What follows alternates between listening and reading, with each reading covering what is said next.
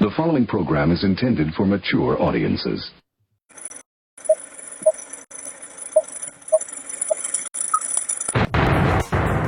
Rudy's Revelation. I'm Donald Trump, and I approve this message.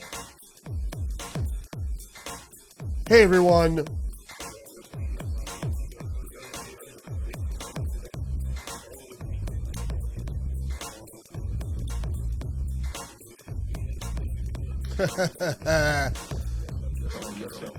Welcome to today's episode. It is Wednesday, July 16th. All right, so today we're going to be talking about Comey's. The former FBI director left a certain surprise for Kash Patel. Kash Patel stumbled upon this closet full of evidence. And it turns out that what we're learning now is that was indeed a frame-up. That Comey left a frame-up of Donald Trump in this supposed closet full of extra Epstein files that were not known of prior. So this is how the deep state took the Epstein files and turned the tables on MAGA, the Donald Trump administration, and other people wanted to get to the truth about child sex trafficking and Jeffrey Epstein's case in particular. But the reality is here, the evidence that would have given us the true picture is long gone, more than likely, and false evidence has been put in its stead. Now, when this treasure trove of documents was discovered, everybody was elated until they looked into it and they saw exactly what was there. So, let's get into the headlines for today. Over 30 headlines to get through in the next hour or so. So let's do that right now. Also, don't forget to engage the channel, like, subscribe, leave a comment, and share the podcast. All right, let's read the news.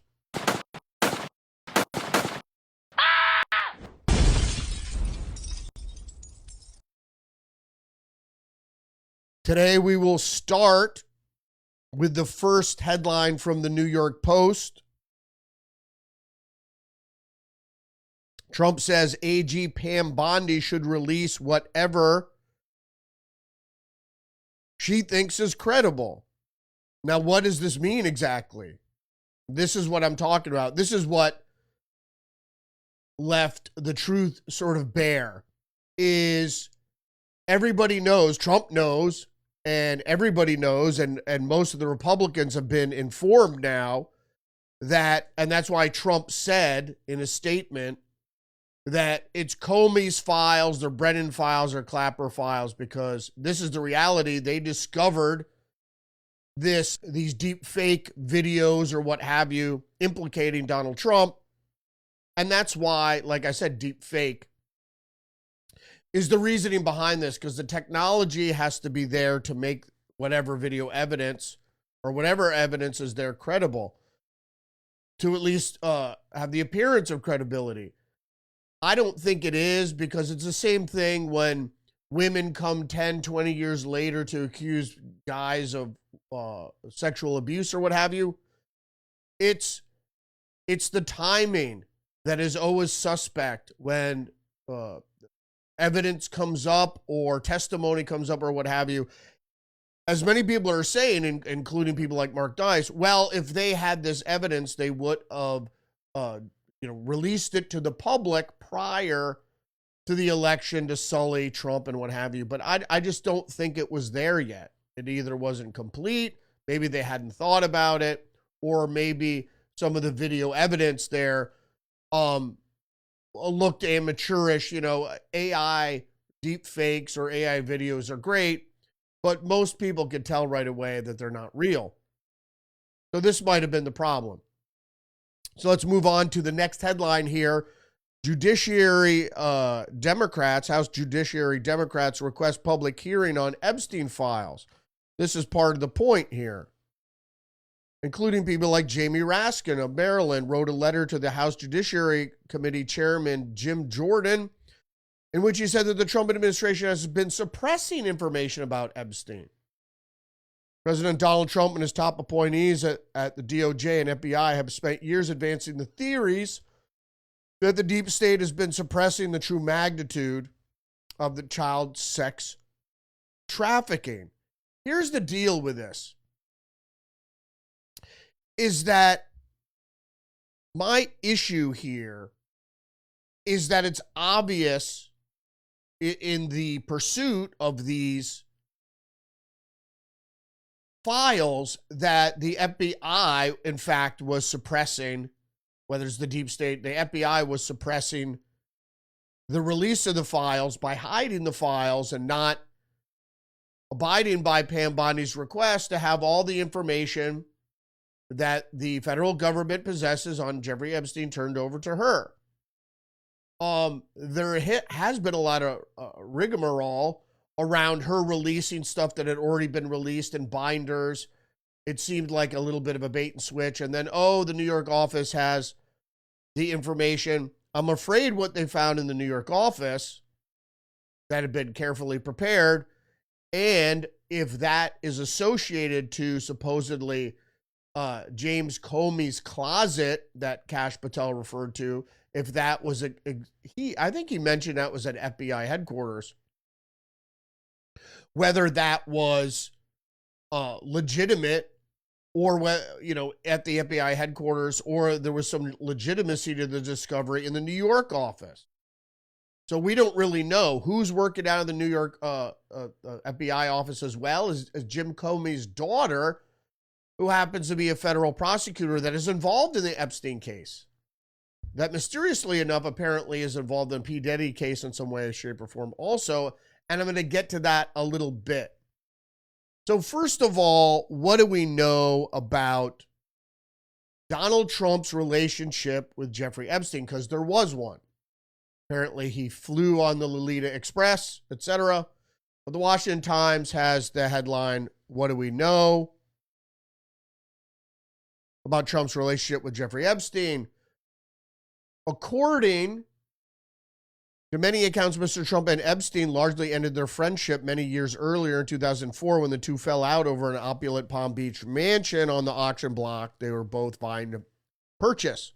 It was next to Mar-a-Lago. And then apparently in 2007, Epstein was banned from Mar-a-Lago. So apparently Epstein would use the club spa and try to procure girls, including an 18-year-old daughter of a wealthy member who worked as a masseuse at the spa. Apparently, her father went absolutely apeshit. I can't say authoritatively, unequivocally, and definitely that he had no information to hurt Trump, said Mr. Schoen. This is Epstein's lawyer. So even from the side of Epstein, they're saying that they didn't have anything that could hurt Trump. Now, Trump apparently had called Epstein a terrific guy at one point, but that was back in the 90s. And then Robert Stone wrote in his book that Mr. Trump had told Stone, Roger Stone, that Trump had visited Epstein's Palm Beach home one time, and the pool was full of young teenage girls that Trump immediately thought that were kids from the neighborhood, but then when he realized that they were there for as dates for some of his guests, he left immediately. According to his personal security guard, Trump left Epstein's home within 15 minutes of arrival, and this was in Roger Stone's book. Okay, so back to the case at hand here is the releasing of the files. Now, everybody on board had said no, except for Thomas Massie wants to introduce a discharge petition to force House to vote on releasing the Epstein files. This is a bad idea because of what I discussed.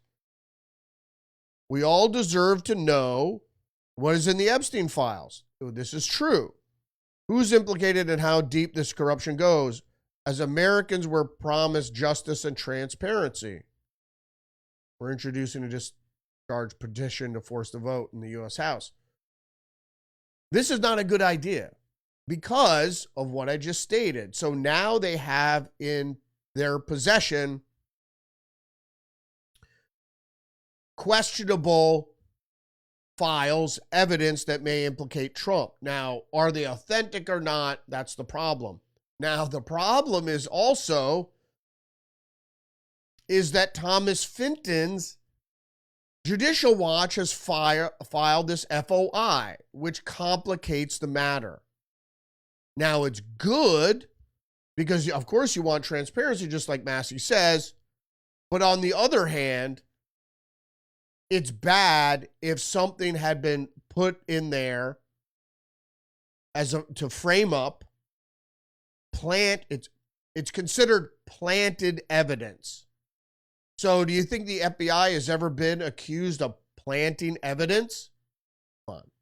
This is part and parcel intelligence operations 101. Because there was nothing there before, and then all of a sudden there's this information there that I guess is deemed questionable, because if the DOJ has it, if the FBI has it, they report it back to Trump. He goes, uh-oh. He tells everybody, uh-oh. We have a problem. We also have to understand on the other side of this, for the past 20 years, even when Trump was in his first term, you would have the CIA, and I do believe that the CIA, Jeffrey Epstein was sort of a black ops type of covert asset of the CIA, not just running blackmail, and there's a lot more to sexual psychological operations to the CIA. It's not just blackmail. Here you're with a 16-year-old kid, we got you on tape, although that's part of it. But a lot of it, and I promise I wouldn't digress down this thing, but a lot of it has to do with what the CIA learned from Freud, or studying Freud, or the psychoanalysis of Freud, relating everything to sexual desire. The thing is, there's some true psychological triggers in especially sexual depravity, and the guilt that comes from that. No, I don't want to dig too deep in it, but that could really control your mind. And the CIA learned this through the LSD experiments and the other experiments with depraved sexual conduct, et cetera, and the effect it has on your brain and your psyche. All right. That being said, now even the left, including the Mediaite here, who says, man who served time in same cell as Epstein, says there's just no way he was able to kill himself. It would be almost impossible. Now, this is coming from Mediaite, which is a left-wing media critique. But the reality here is that Mediaite and the left wasn't saying anything about Epstein for years. All of a sudden, now they're on the conspiracy bandwagon that this guy didn't kill himself. So what the left has learned here is that there's evidence on Trump in there. So I believe the administration and Trump is indicating that that evidence is fake evidence, which I agree, because now it makes sense. You get pushed from both sides. You're getting pushed from the intelligence services saying you can't release this because it'll reveal what they called measures and methods or whatever. The methods that the CIA uses to control people, etc., and you can't release this. So, on the other hand, now you have what has appeared to be evidence that was undiscovered before, but now magically appears. And it seems like they're all coordinated, that the Dems know about it, the Republicans know about it, so the Dems are pushing for release. And part of how they do this in the media, and I was wondering why Jessica Tarlov on Sunday all of a sudden switched gears and started going all conspiracy on us.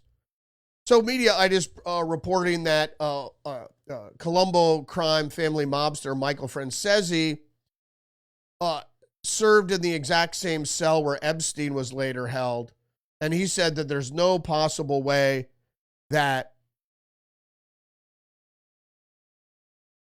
we could that he could have hanged himself there, and there isn't. I mean, we had the autopsy by Michael Baden, which leads me to, and plus the previous assassination attempt on Epstein by Nick Tartaglione in the same manner. It might have even been Tartaglione that was let back in his cell later to kill him. I don't even know if he was on the same cell block, but a prisoner could easily have been allowed into the cell and could have committed the murder. So that leaves me, it's the testimony by pathologist Michael Baden that led me to believe that he was murdered. However, I still think that there's a possibility that Jeffrey Epstein actually didn't die, was alive, and is living in Paraguay somehow and was just released. Maybe. Who knows? I'm not ruling that out, certainly, but it looks like he was murdered. Like I said, the testimony of Michael Baden, who I trust, was the deciding factor. All right, let's go back to Wired. So Wired is reporting that the FBI's Jeffrey Epstein prison video had nearly 3 minutes cut out. Metadata from the raw Epstein prison video shows approximately 2 minutes and 53 seconds cut out versus the minute that was previously discovered.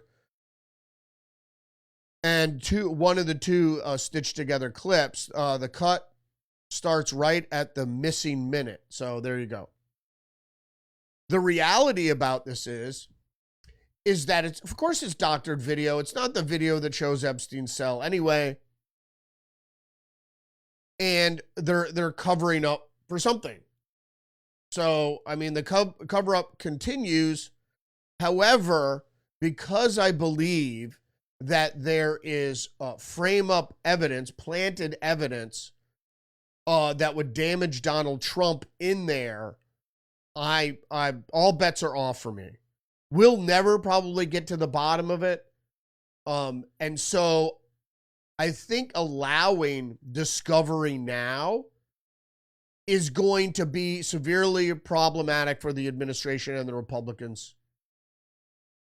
But you have to believe in the grand conspiracy to believe that this is the question. What also comes up here is this New York Post article, Ghislaine Maxwell, her family breaks silence on abuser's trial conviction after Epstein case closes. And before we get to the lone Republican who voted to get Ghislaine Maxwell to testify, we have to understand that her family says, Ghislaine Maxwell's family and her attorney say that she was wrongly convicted and that she wants a chance to testify. And everybody seemed to bite at that right away and say, well, let's get her to testify. We'll finally get to the bottom of this. She won't testify to what you want her to testify to. She's too smart for that. She is going to testify that she was wrongly convicted. She's never going to release. And her black book, she actually had a black book because she was the madam. And Jeffrey Epstein was sort of her partner. But the thing is, it's sort of reversed. She was kind of running the show and he had his own interest, obviously, but she was running I think the aspect of the Mossad aspect of the whole kit and caboodle. So her family says she's innocent. Her lawyer says she's innocent. She wants to speak to Congress. This is going to be bad, especially for Donald Trump. So I don't think she should testify. I think that we should put on a lid on this for now. And I hate, people are going to go, you're joining the chorus. I think we have to, because I think some of the evidence now is suspect of being planted, evidence to frame Donald Trump. Or there's a majority of evidence, and it might have even been evidence that Trump may or may not have engaged with sexual conduct with somebody on a tape that may have been compromised or underage or whatever. I doubt he would be with young girls. But I think the same thing happened with Matt Gaetz. How do you tell a girl isn't 21 that she's only 17 or something? You don't know. She might say she's 21 or whatever. In any case, you would think that they were adults. All right, let's get on to the next headline here from the Post Millennial. GOP Representative Tim Burchett of South Carolina releases letter calling for Ghislaine Maxwell to testify in Congress. Given the events of the past week, I respectfully request you invite Miss Ghislaine Maxwell to testify in a public hearing before the committee. I think it's a terrible idea. And then you have from the Daily Mail, the sole rebel Republican who voted to release Jeffrey Epstein's files in bold move to find Trump administration. So we're not talking about Ro Khanna here, who is the one that pushed the amendment. He's a Democrat from California. We're talking about, South Carolina Ralph Norman, a conservative member of the House Freedom Caucus and a member who at times ruffles GOP leadership feathers, stunningly sided with Democrats to release the file. So we have two. We have Ralph Norman and we have Tim Burchett. I thought Tim Burchett was from South Carolina. I guess not. And then we have from The Guardian, Republicans move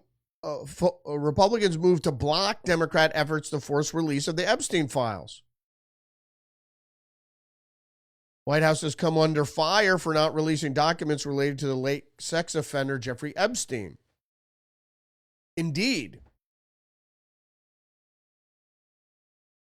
Republican lawmakers have moved to block a Democratic effort to force the release of the so-called Epstein Files, a near mythological trove of undisclosed information about the convicted sex offender Jeffrey Epstein. Democrats have been pressing for amendment to cryptocurrency legislation that would have forced the release of information and exhibits in the list of evidence held by the Justice Department from 2009 child sex trafficking case. Donald Trump's Attorney General Pam Bondi teased a full accounting of the Epstein evidence. Like I said, I think everybody knows something. There's something in there, and now they're pushing for it. I don't think it's the fact that Elon Musk said Trump is in there. I think it's something else. And I think it may be this. No, I don't think it's this. But this is important to... So the CIA, Washington's CIA Post, the arm of the CIA, the Mockingbird Media, inside the Silicon Valley push to breed super babies. Now, the deal with this is that this is exactly what Jeffrey Epstein was working on in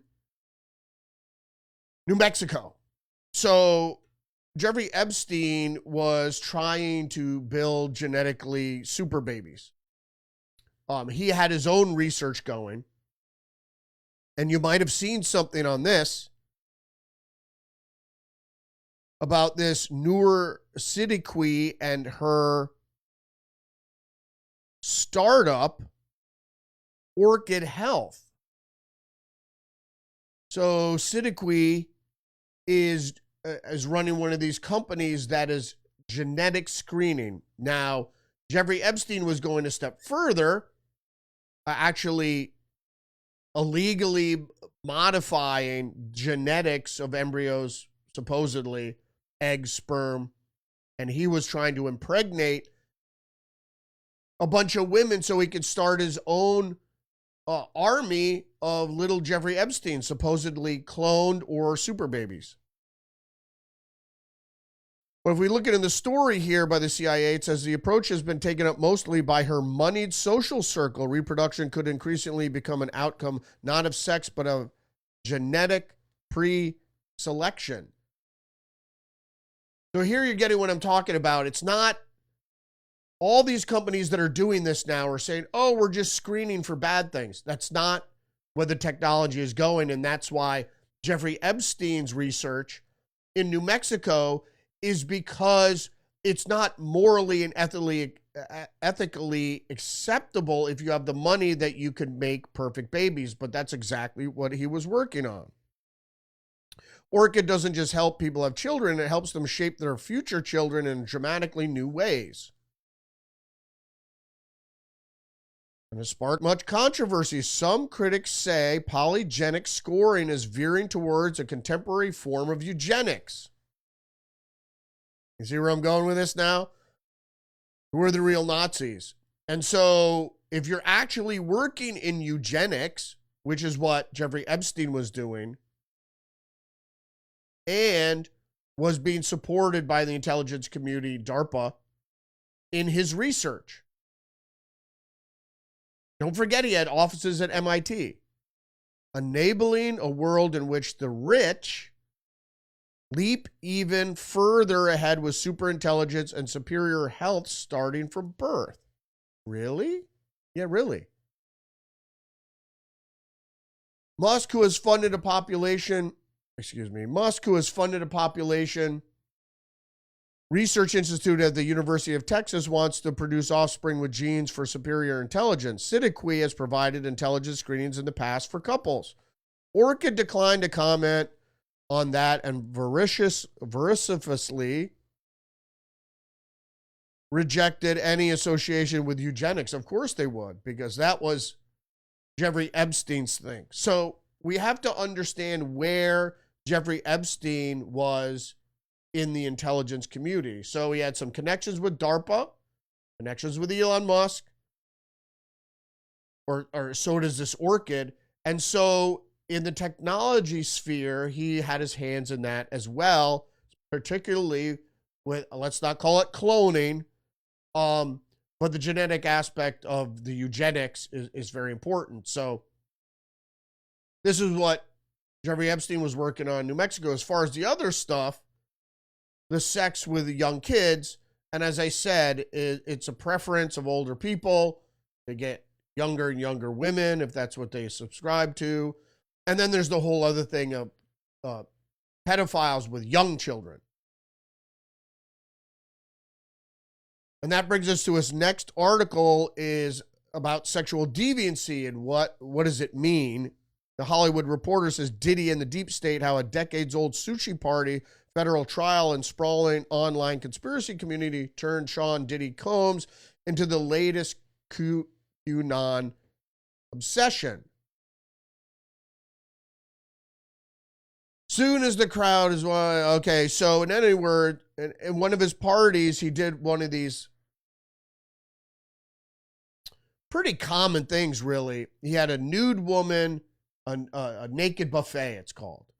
And what they do is they put a nude woman out there, and then they put the food on top of the naked women. And so it's decadence for sure. But in any case, the Hollywood Reporter is trying to say that, oh, now the QAnon people are saying that that's satanic and it's a form of ritualistic cannibalism, which it is. But my point being here is that spirit cooking Abramovich, meaning that if you don't know anything about Alina Abramovich, is that she did spirit cooking too, where they use this fake art of, mimicking eating people constantly at their thing. And it does have indications of pagan ritual. And so pagan ritual is a lot of time associated with the deep state, or it's really Satan worship. and when you say Satan, you don't mean the devil. Asatan means anything that is not holy and that Jehovah doesn't like. So that's what that is. And God probably doesn't want you to be mimicking cannibalism in any case. So do I believe Sean Diddy Combs was connected to the deep state? Of course. And all these people were involved.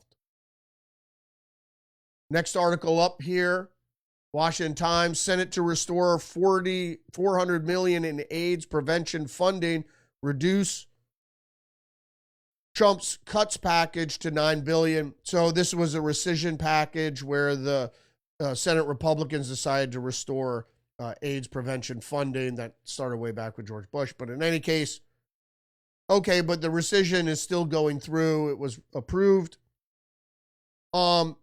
And one last thing about this Hollywood Reporter thing and Diddy. Anybody connected to the higher echelon of the deep state, the elite, the power elite, the circle, know that, when I said there's the rich elite and then there's the corporations and there's government. Well, you're up in the rich elite in this paragon, the zenith there. At the top of the elite is indeed Satan worship, if you like. It's really occultism, mysticism, and the mystic brotherhoods that actually control the top elite, which is over corporations, over government, etc. So that does exist.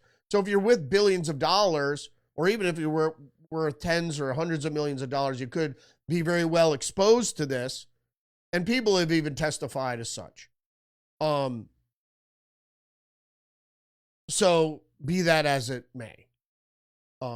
People like Epstein are involved in that sort of thing. And people at the higher echelons have reported it and sometimes are ensnared by it.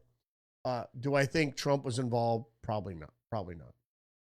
So going back to this rescission article, there's one from Zero Hedge here. Vice President Vance breaks tie to advance Doge rescissions bill towards final Senate vote. So it just means that they're out of discussion and that there could be a motion to move it to the floor for a vote, which I hope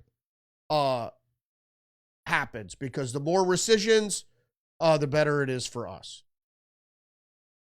And even the Speaker of the House was suggesting that there are going to be many rescission bills this year, which I hope that is indeed the case. Next, from the Washington Times, Trump sues public broadcasting board members who refuse to be fired. Trump issued this firing order in late April, and their attempt to get a judge to declare the firings unlawful has been unsuccessful so far. Of course it has. But Laura Ross, Thomas Rothman, and Diane Kaplan are still acting as if they are on the board, and the Justice Department said taking part in meetings and voting on business, even though they were fired.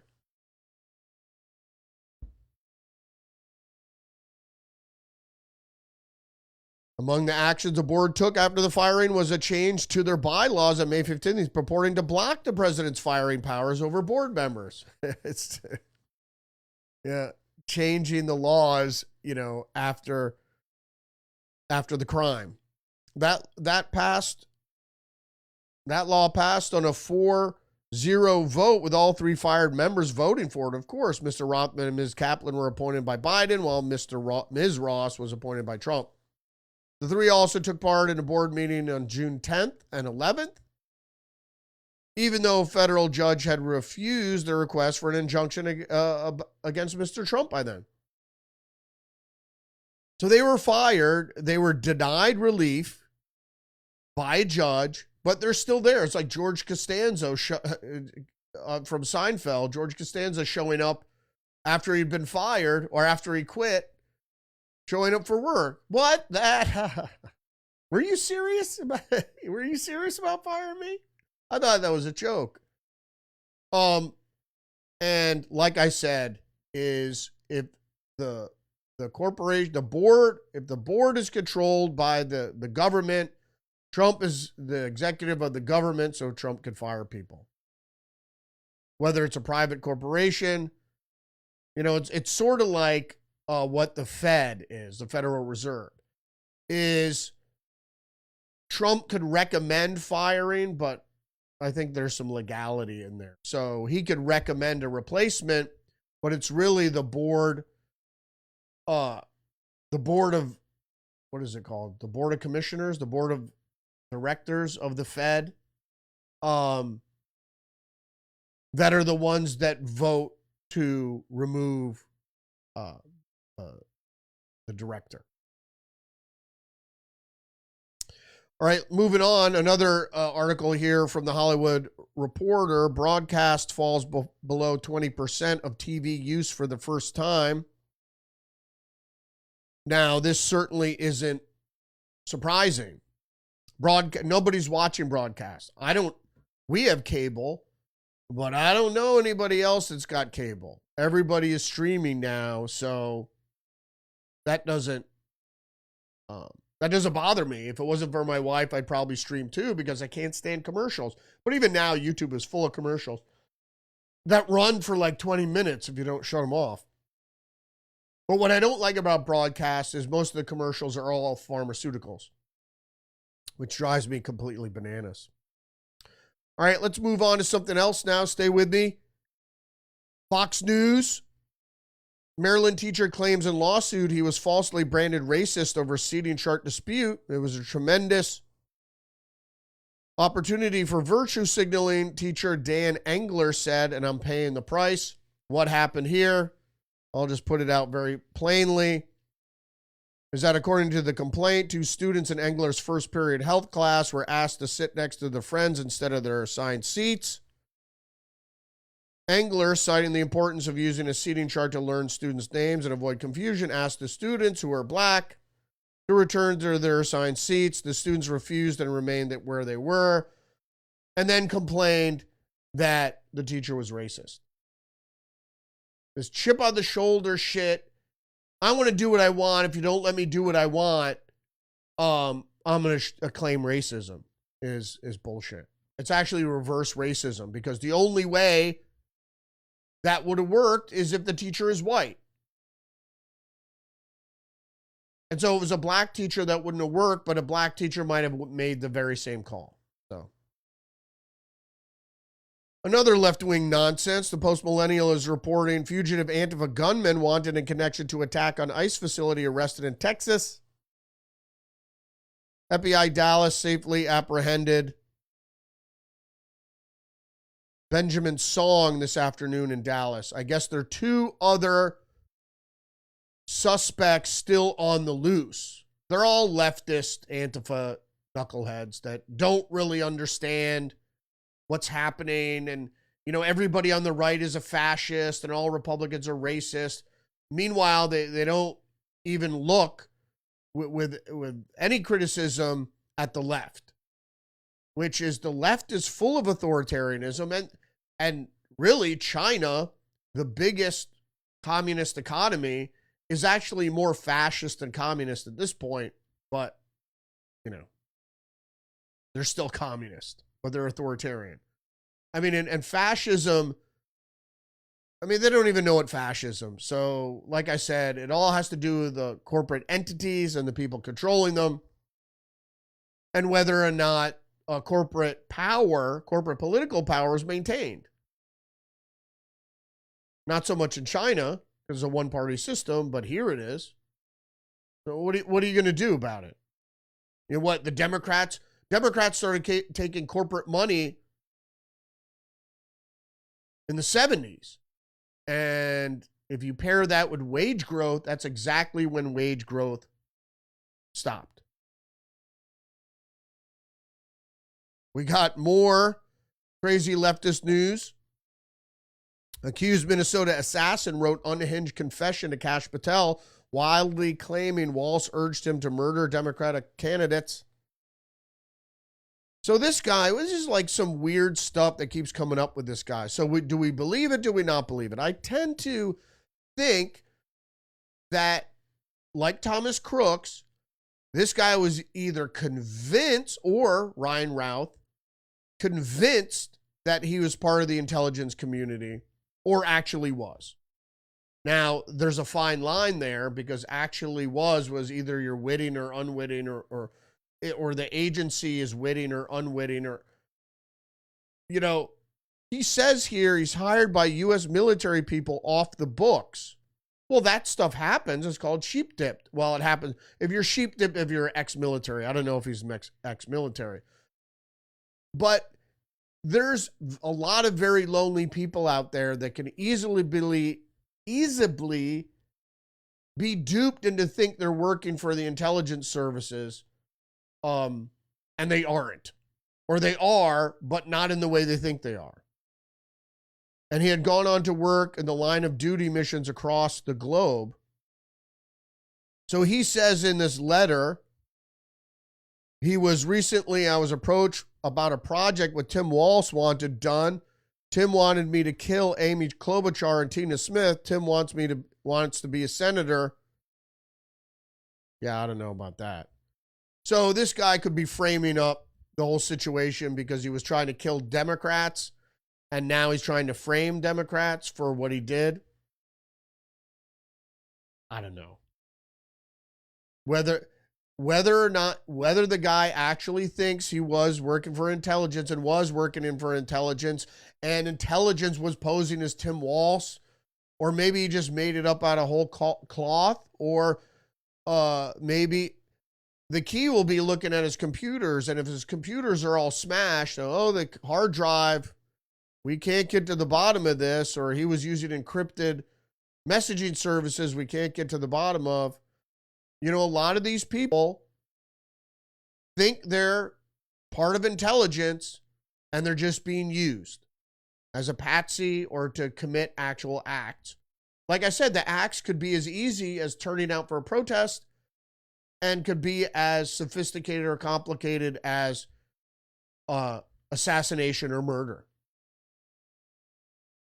Nobody can explain why these crazy shootings happen, and that have been happening since the 90s, when people started claiming that I've been in contact with Obama, or the Chinese, or somebody's commanding me with a laser to do XYZ.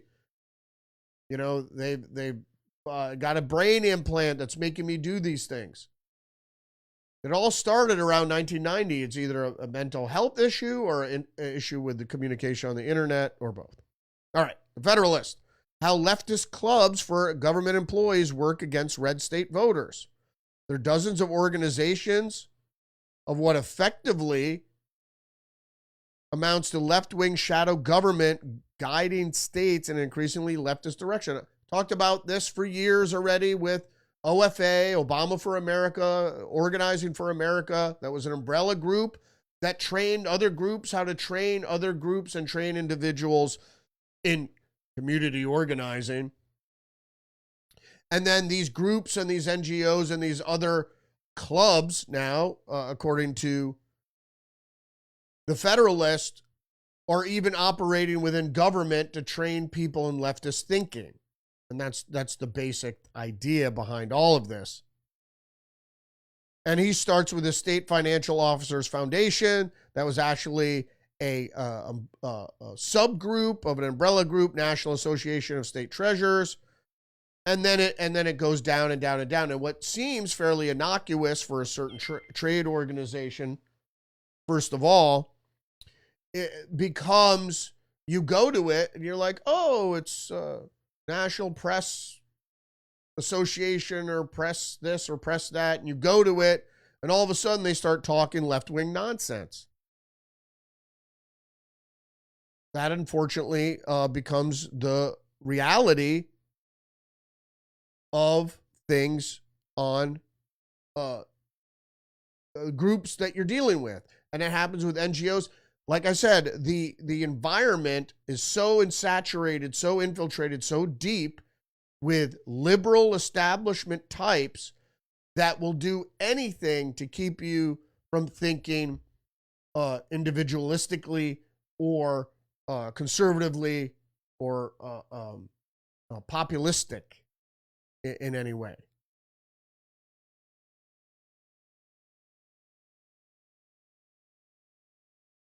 So let's go now to just the news. Democrats have a mortgage fraud problem and are on the case. You might have seen this is about Adam Schiff. He's the latest and most prominent of Trump's adversaries to face allegations of wrongdoing following a finding from Fannie Mae's Financial Crimes Division that he engaged in an apparent pattern of mortgage fraud. And this is the same thing Letitia James did in New York, where what happens is Adam Schiff, and this is a quote from Trump, I think, on Truth Social. Adam Schiff said that his primary residence was in Maryland to get a cheaper mortgage and rip off America. And don't forget, Fannie Mae is funded by the taxpayer. When he lives in California, and where he has to live in California because he's a congressman in California, now a senator, I always knew Adam Schiff was a crook. The fraud began with the refinance of his Maryland property on February 6, 2009, and continued through multiple transactions until the Maryland property was correctly designated as a second home on October 3rd, 2020. So for 11 years, over a decade, mortgage fraud is very serious, and crooked Adam Schiff, now a senator, needs to be brought to justice. And he does. And it's the fact is people do this all the time. There's no law against insider trading, unfortunately, but it should be a law. But why would Congress people vote in a law that would keep them from becoming rich? They wouldn't. We got more from the Federalist. The Biden staff coup is the biggest conspiracy against Americans in history. I don't know if I necessarily agree with that. The past week finally blew the lid off the worst political corruption scandal in the 21st century. Criminal conspiracy behind it's already winning.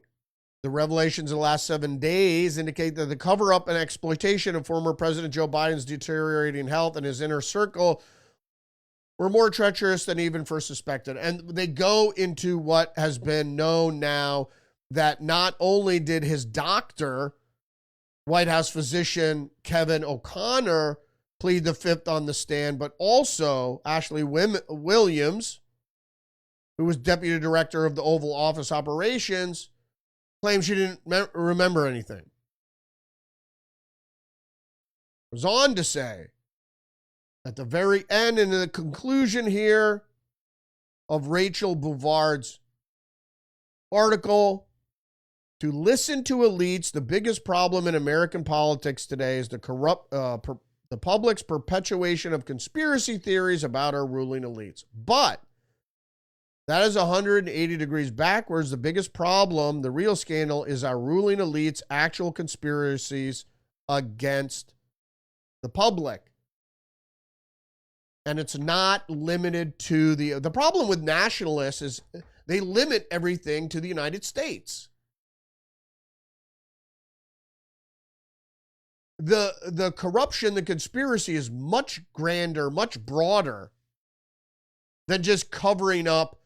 It's covering up the connection to the oligarchy, the global oligarchy, the globalists, their connection, and their pulling the levers of power within the United States executive branch. And many other branches, many other Congress and what have you. Just the news, growing tariff revenues, court rulings raise hope that Trump could put the U.S. on the path of a balanced budget. Indeed, as of July 1st, the United States has reaped $106 billion in tariff revenue. That could translate to $300 billion by the end of the year. House Speaker Mike Johnson has indicated that a $9 billion, really $8 billion rescission package would be the first of many. That's where I read this. Moving on to the Daily Mail. And of course, the Daily Mail is fairly leftist. I like the Daily Mail, but you have to, of course, read through the lines, read between the lines. Huge blow to Trump's economy as prices leap for everyday Americans. What are they talking about here? They're talking about tariffs because there was a bump up, not a big bump, from 2.3, or some say 2.1 to 2.7 in inflation, which I think is a misnomer, but immediately the media went to blame it on tariffs. It's not really tariffs because, as I pointed out yesterday, that the price increases didn't make sense in tariffs, in inflation. Because if it was inflation, everything goes up, particularly in that index. So in the CPI, a lot of times they take out certain things.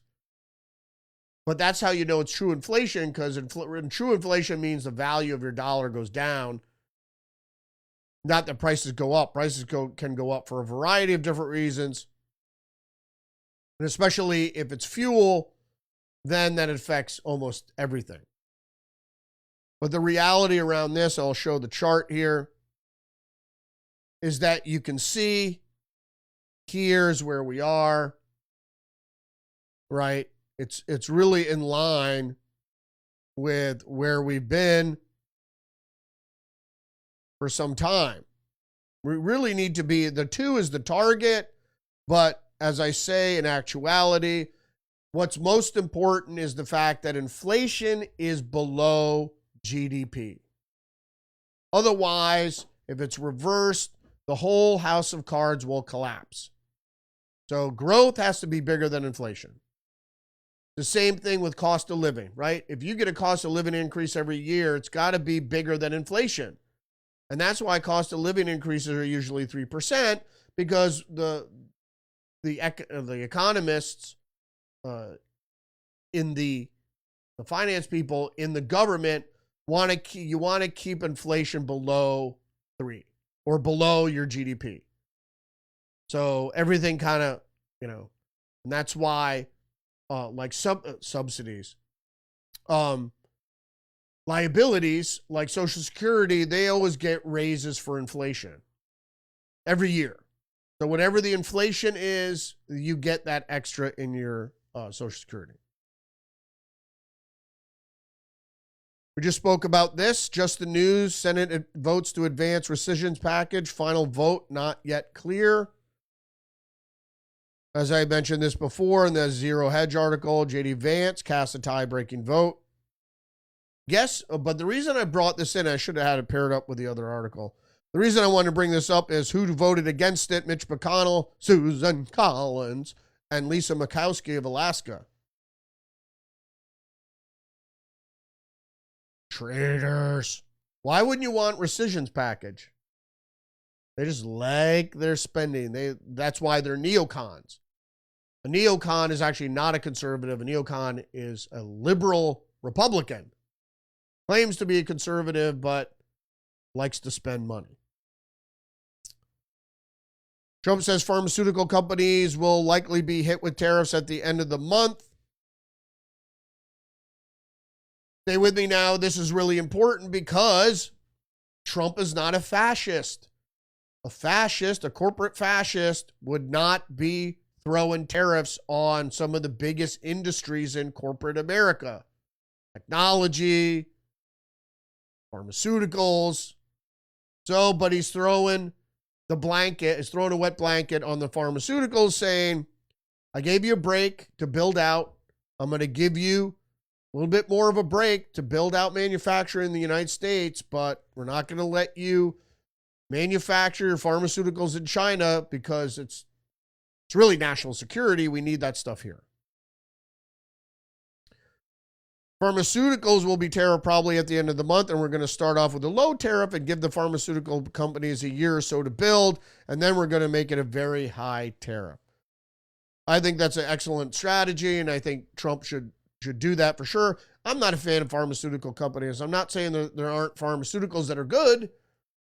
There are, and widespread use of certain pharmaceuticals could make you a lot more healthy. Hydroxychloroquine is one, and I'd go into the detail why that is if you have hydroxychloroquine and you feel yourself getting sick, if you just take one, when you first start feeling sick, and then you supplement that with zinc and quercetin, vitamin D in the winter and what have you, that's going to prevent you from getting sick. If everybody knew that, you'd be like, well, shit, then I'd never get really sick. Also things like antibiotic, specifically amoxicillin. And there are other drugs out there, but most of the miracle drugs, the magic pills, don't really work and give you other ailments in the process. More on Bolsonaro. Ex-Brazil leader Bolsonaro charged with destroying democratic order. All accusations are false. I have never violated democracy or the Constitution, Bolsonaro said. And Trump described it as a witch hunt, which Bolsonaro also described it as. If you look at Bolsonaro and you look at Trump, they mirror themselves almost exactly. You have other mirrors like Milei in Argentina and in South America, but also in Europe as well. There's a burgeoning conservative, it's really a libertarian, individualistic, but a right wing, you could call it right wing, but resurgence of individualism. And it's really the rejection of socialism around the world. And socialism's connection to the grand conspiracy and globalism. The Kremlin, I'm going to try to make it in an hour today. Another article from Just the News. The Kremlin officials say Trump's threats of tariffs are serious and Putin will comment if necessary. And before I get to this, just the last article. No, I got a couple more tech articles here. So we'll try to get in within an hour. I hope Putin comes to his senses. If you want to be on point with the argument that NATO started this and that you need a buffer zone to protect Russia from further NATO and Western aggression, then this is your time. Trump literally laid down the sword and genuflected in front of Russia. And what did you do? You used the opportunity to advance your military aims. Well, he's not going to do that again. So this is going to be your last opportunity if you're really serious about the claims that NATO really was encroaching on Russia's doorsteps, and you got enough of a buffer zone now. And the terms of the treaty was going to be you get Crimea, you get a buffer zone in the Donbass, and then we sue for peace. And that wasn't enough for Putin.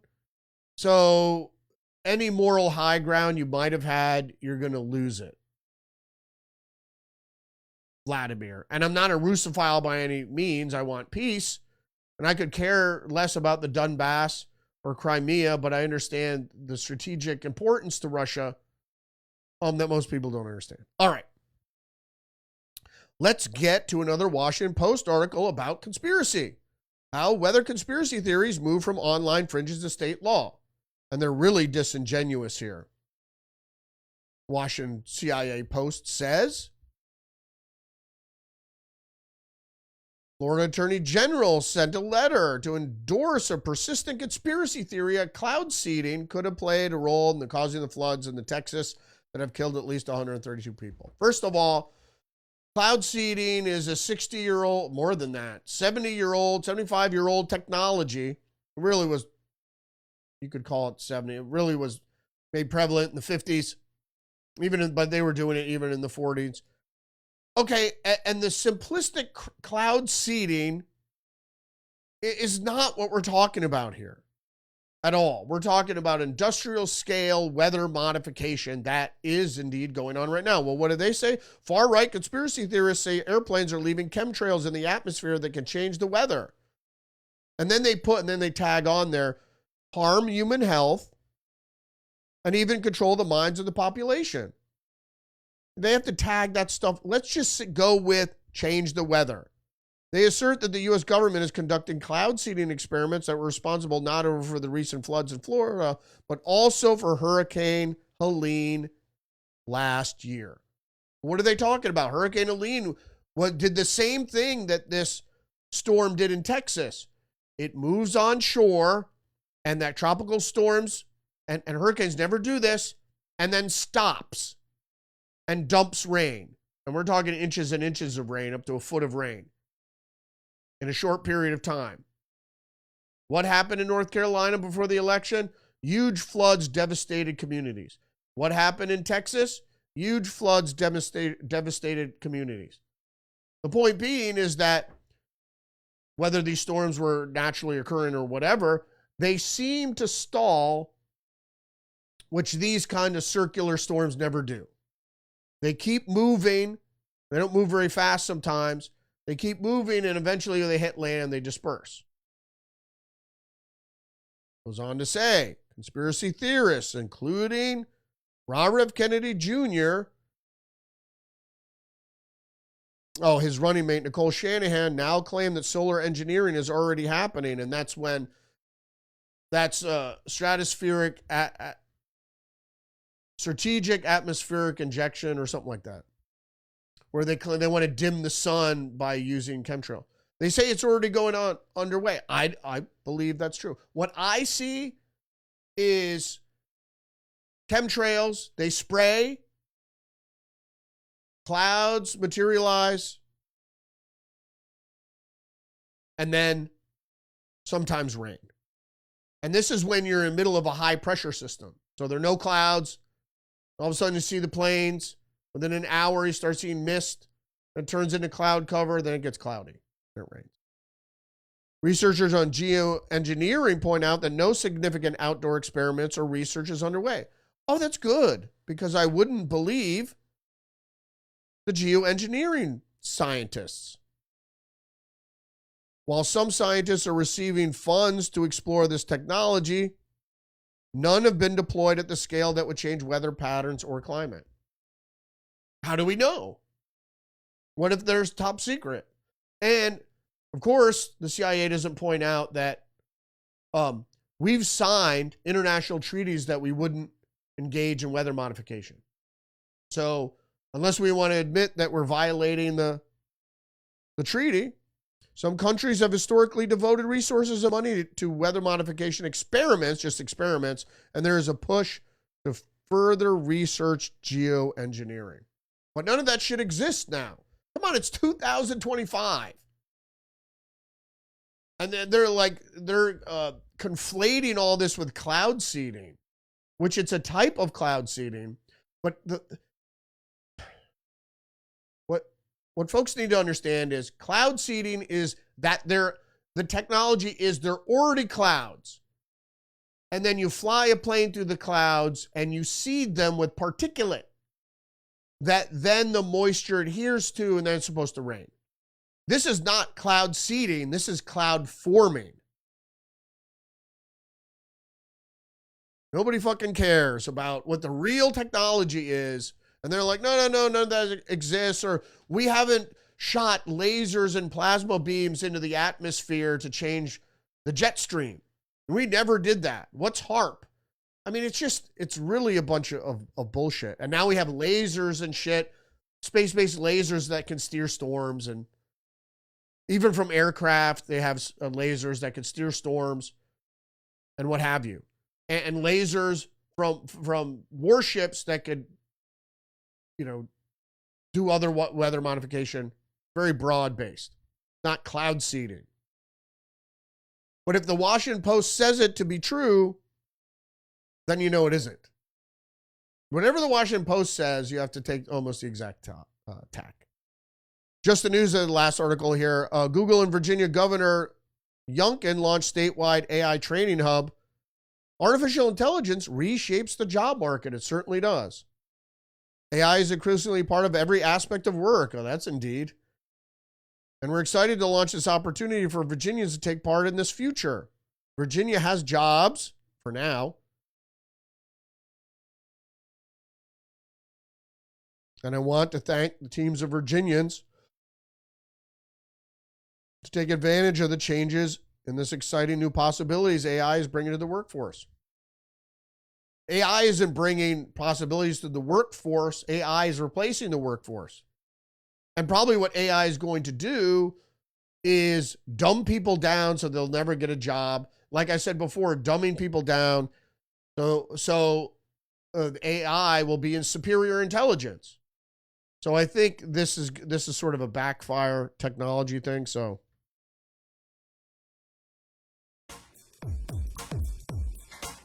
thanks for joining me today. Did I make it in an hour? Don't forget to engage the channel, like, subscribe, leave a comment.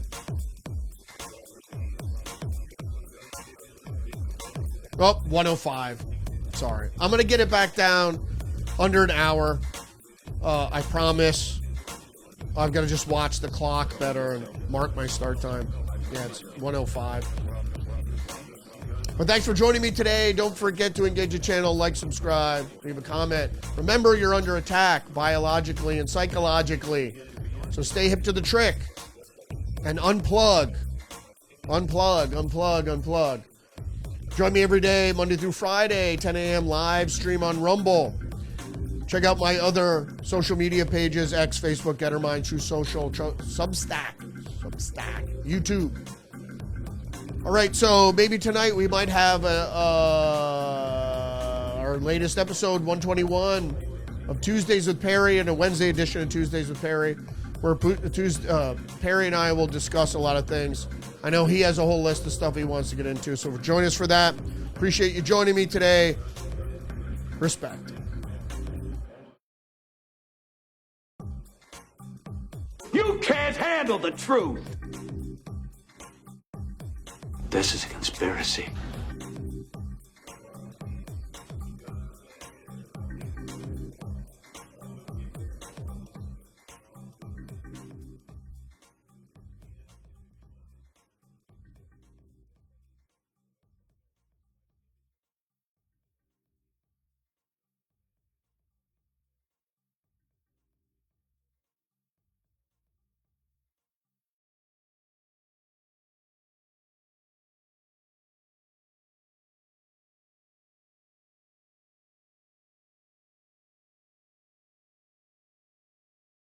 You're crazy. You're crazy, man.